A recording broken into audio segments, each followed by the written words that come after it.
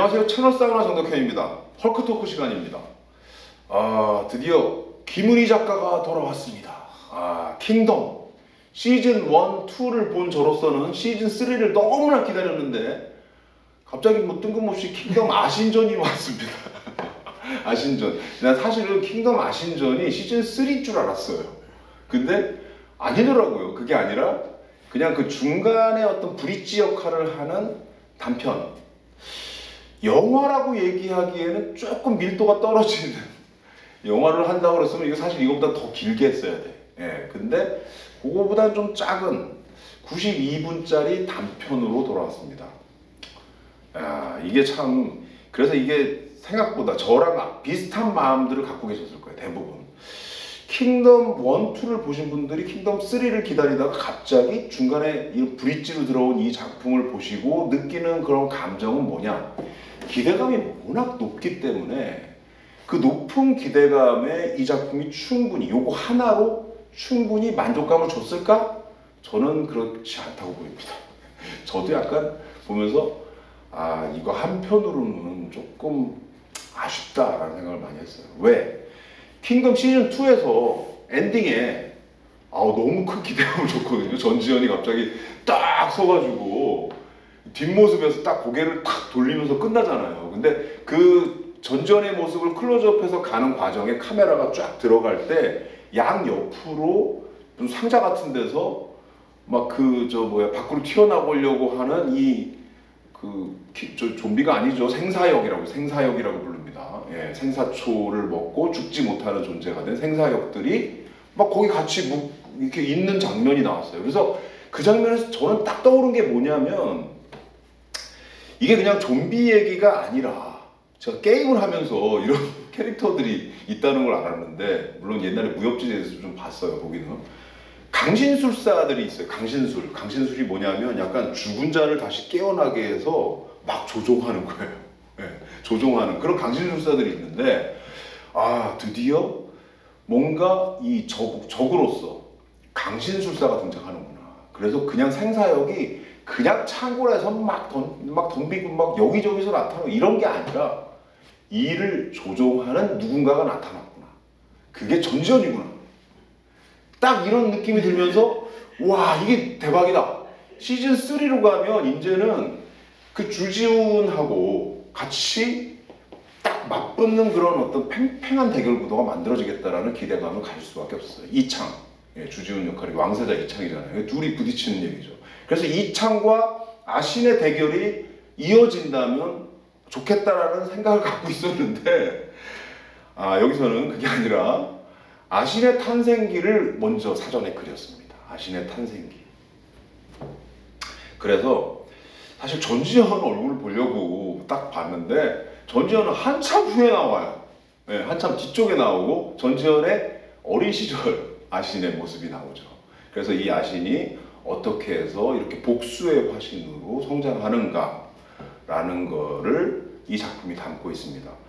내용을 살짝 보면 북방에서부터 북방 여진족의 분파였던 성저야인, 여진족들을 다스리기 위해서 여진족들을 우리가 못 다스리는 거예요. 그 싸워서는 못 이기는 거야. 그래서 다스리기 위해서 일종의 그 여진족들의 어떤 한 부족을 끌고 와서 우리 좀 귀화한 것처럼 이렇게 시킨 거죠. 그래서 그들로 하여금 여진족을 막게, 그렇게 했던 건데 거기에 이제 아신이라는 인물이 있는 거죠. 그래서 조선을 위해서 아주 충성을 다하는 이 성저야인이라는 부족, 그 다음에 거기에 그 아버지가, 아신의 아버지가 타합이라고 김래하 씨가 연기를 했는데 아주 비참한 역할을 했죠. 여기서 그러다가 그렇게 충성을 다했는데 결국 어떻게 돼요? 조선에 철저히 이용당했다라는 거를 나중에 아신이 알게 되고 복수의 화신으로 변하는 얘기예요.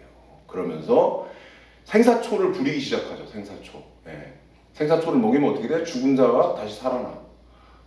살아나서 막 공격을 하겠죠. 근데 그 공격하는데 패턴이 있어요. 여러분들 뭐 잘 아시겠지만 추울 때만 움직여요. 추울 때만. 이게 시즌 1, 2에서도 나왔지만 낮에 없어지잖아요. 낮에 없어지는 게 햇빛 때문에 없어진 줄 알았어. 처음에. 그게 아니라 추위하고 관련이 있었다. 그게 무슨 얘기예요? 이게 지금 북쪽에서 나타난 게 이유가 있다는 겁니다. 거기 추운 동네잖아요. 그래서 거기에서 이 생사역들이 탄생을 했다라는 게 거기 안에 들어와 있고, 이들을 활용하는 거죠. 소리에 민감해. 소리가 나면 소리 있는 쪽으로 달려가요. 그래서 아신이 어떻게 이용해요? 시즌2에 나왔어요, 이게. 그 생사역의 발에다가 방울을 달아서 앞에 전진 배치를 시켜. 그러면 어떻게 돼요? 그 소리를 듣고 다른 생사역들이 쫓아오는 거죠. 이런 식으로 생사역들을 움직이게 하고 조종하는 거죠. 이런 얘기들이 어떻게 아신이 이런 성장을 해서 탄생했는가 얘기를 담고 있습니다. 아신전은 요 하나만 보면 왜 뒷부분에 잠깐 이제 아신이 막 복수하는 얘기가 잠깐 나오다 끝나버리거든. 그리고 그 다음에 어떻게 돼요? 조선으로 들어오는 얘기예요. 조선으로 들어오는 얘기는 다시 시즌 1과 앞뒤가 연결이 되는 거죠. 그래서 이게 일종의 프리퀄이 되는 거예요. 근데 왜 하필이면 이걸 했을까? 여기에 대해서 이제 한 번을 얘기를 드리면, 김은희 작가의 아주 노림수가 보인다. 저는 이제 김은희 작가랑 좀 얘기도 좀 해보고, 예전에 이제 뭐 인터뷰는 아닙니다. 술 한잔 마시면서 아 이거 좀 킹덤 좀 빨리 안 합니까? 시즌3 안 합니까? 막 근데 이게 고민이 약간 있어 보였어요. 지금 하는 킹덤 시즌 1, 2를 그냥 흘려가면 이야기 구조가 좀 단순화될 가능성이 있다라는 거죠. 이거 김은희 작가가 얘기한 건 아니지만 그 고민이 있어 보였다는 거예요. 제가 보기에는. 어떤 단순함이 있냐? 일단 주지훈, 이창희, 왕세자 이창희 영웅으로다가 지금 부상이 돼 있어요. 시즌 1, 2에서. 그러면 아신전 없이 그냥 만약에 아신이 등장을 하면 아신은 그냥 빌런이에요. 그래서 빌런과 그냥 싸우는 거죠. 그럼 선악구도가 확실해. 권선징악으로 끝나요. 구도 자체가, 대결 구도가. 얘기가 좀 밋밋하다는 거죠. 네, 저는 이렇게 봤어요. 근데 이 아신전을 집어넣으니까 어떤 그림이 나오냐면, 적이지만, 빌런이지만 그 아신전을 보신 분들은 이 빌런의 마음, 왜 이렇게 적개심을 갖고 복수를 하게 됐는가에 대한 부분에 대해서 공감을 하게 돼요. 그래서 안티히어로, 일종의 요즘 다크히어로가 유행인데 안티히어로로서의 아신을 딱 세운 거죠. 이창의 존재감이 이만큼 높이가 있고 그냥 등장했으면, 아신이 등장했으면 그냥 싸우는 거다 이걸 하는데, 여기에 아신의 존재감도 이만큼 끌어올린 거예요. 공감대 차원에서. 힘이 버릇한 게 아니라 가치 차원에서 싹 끌어올려 놓으니까 붙었을 때 굉장히 뭔가 보는 관전 포인트가 달라질 수 있겠죠. 왜? 이게 선악구도가 아니기 때문에 아신의 입장도 약간 우리가 이해하게 되고 이쪽도 이해하게 되는 관점에서 보게 되는 거죠. 그러면 어떻게 되냐? 둘이 싸울 수도 있겠죠. 물론 싸우죠. 근데 연합할 수도 있습니다. 왜? 아신이 100% 생사역을 다 통제할 수 있을까? 통제 못하게 되면 어떻게 돼요? 나중에 뭔가 협력할 수밖에 없는 상황이 만들어질 수 있다는 거죠. 여러 가지 가능성들이 확 열렸어. 거기다가 남측에만 이야기가 굉장히 좀 작게 보였다면 북측의 얘기를 섞으면서 이걸 굉장히 확장시켜놨어요. 세계관 자체를. 그래서 약간 남남북녀 컨셉으로 딱 맞부딪히니까 세계관이 굉장히 커진 느낌. 거기에다가 이게 한반도 정세를 이 킹덤이라는 작품에 싹 집어넣음으로 해서, 투영시킴으로 해서 외국인들이 봐서도 이거는 한국의 K 컨텐츠구나, K 좀비구나 라는 느낌을 정확하게 줄 수 있는 어떤 포석이라고 보였어요. 그래서 김은희 작가가 바둑을 둘 줄 아나? 난 이런 생각이 들었어요.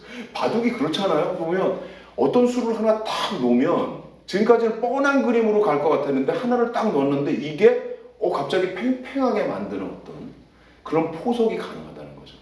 그래서 저는 그런 포석으로서 이 작품을 봤습니다. 제가 킹덤에 애정이 많아요. 많기 때문에 이게 좀 약간 변호하는 입장에서 얘기 드리는 것 같지만 사실은 실제로 이 효과를 거두고 있어요. 이 작품이 벌써 공개된 다음에 전 세계에서 뭐 넷플릭스 컨텐츠 중에 전 세계에서 많이 본 컨텐츠 2번째로 올라갔어요. 바로. 그래서 그만큼 관심이 있다는 거고, 이 포석 하나로 시즌3에 대한 기대감은 훨씬 높아졌습니다. 그리고 저는 이 그림으로 가면 시즌을 계속 할 수도 있다는 생각도 하게 됐습니다. 그래서 확실히 포석 하나로 세계관을 확 넓힌 게 그만한 효과가 있었다라는 거를 여러분들한테 꼭 드리고 싶습니다. 시즌 1, 2가 김은희 작가가 그런 얘기를 했어요. 피해 이야기다. 피해 이야기. 저 정확한 표현이라고 생각해요. 왜? 피해 굶주린 두 부류의 생사역을 다뤘죠. 민초들이 변한 거는 뭐야? 굶주림이에요. 피해에 대한 굶주림. 굶주림, 배고픔. 거기에 대해서 굉장히 연민이가는 존재로. 근데 권력층은 뭐예요? 권력의 굶주림. 거기 또 혈연, 지연, 혈족 뭐 이런 거에 대한 굶주린 그 피해에 대한 이야기를 시즌 1, 2를 그렸단 말이에요. 근데 이제 이 작품은 피가 아니라 한에 대한 이야기라고 풀었어요. 그럼 피, 한, 그 다음은 뭘까? 궁금하지 않습니까? 궁금하다 나는. 예. 이게 굉장히 한국적인 얘기라.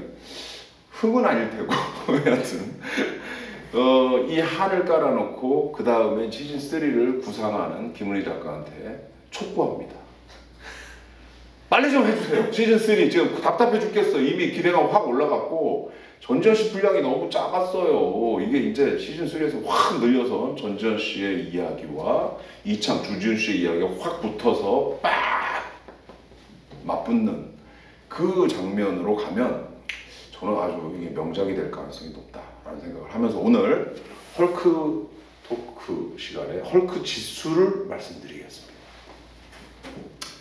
굉장히 높을 것 같지만 지금 얘기한 것처럼 얘기하면 높지 않습니다. 왜냐하면 그 작품만으로 보면 사실 너무 좀 밋밋하거든요. 그래서 그 밋밋하지만 또 그렇다고 이 포석이 나쁘지는 않았다라는 표현에서 4대 6 정도 약간 제가 물러나서 여러분들한테 헐크 지수를 알려드렸습니다.